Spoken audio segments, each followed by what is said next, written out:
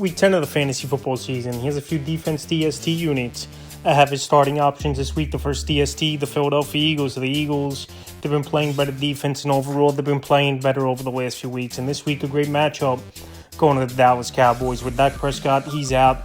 CeeDee Lamb, he's day-to-day right now with the shoulder injury. We don't know if he's going to play in this ball game, but I believe CeeDee Lamb will suit up. But like I said, a bad offensive line with this Dallas Cowboy team. Cooper Rush in there, quarterback, even though a few years ago he filled in for Dak and they went 5-1 with him on the center. But Philadelphia, like I said, they've been playing better over the last couple weeks. The defense is getting to the quarterback, and they're definitely a great play this week. Week 6 versus the Browns, 10 points allowed, 5 sacks. Week 7 at the Giants, 3 points allowed, 8 sacks. Week 8 at Cincinnati, 17 points allowed, a sack, interception, a fumble recovery. And Week 9 versus Jacksonville, 17 points allowed, 2 sacks, 2 interceptions, a fumble recovery. So the Cowboys give up the 9th most fantasy points to DSTs on the season. And with Dak Prescott out of the lineup, I think they feast on Cooper Rush and this Cowboy offensive line.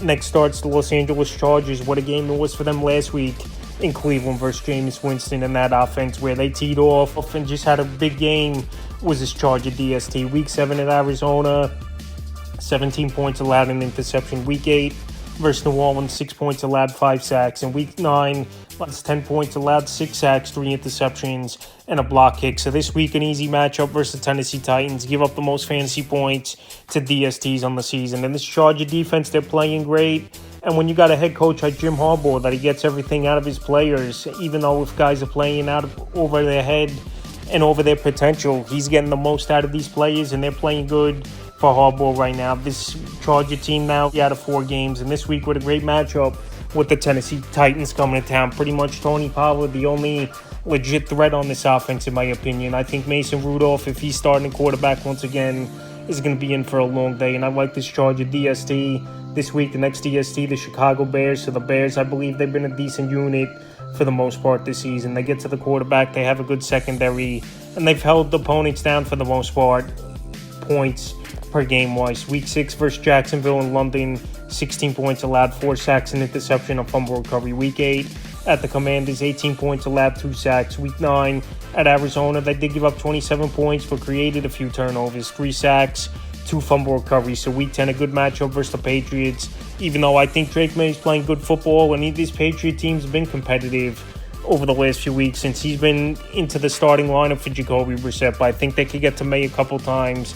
May, he's had some turnover issues in a few starts he's made in his rookie year so far this season. And we know in Soldier Field, this defense plays better than it does on the road. So with all those factors, New England doesn't really have a number 1 wide receiver threat in their offense. I think Chicago, once again, is a solid option. Next DST is the Buffalo Bills. So the Bills, they've been rolling of late, and they're pretty much running away with that division right now. NFC East is this Buffalo Bill team, so their defense has gone out there the last few weeks and played good games. I know last week was a shootout and it was a division matchup, so that matchup, a little bit, you just forget about it, because this week a good matchup with the Indianapolis Colts with Joe Flacco.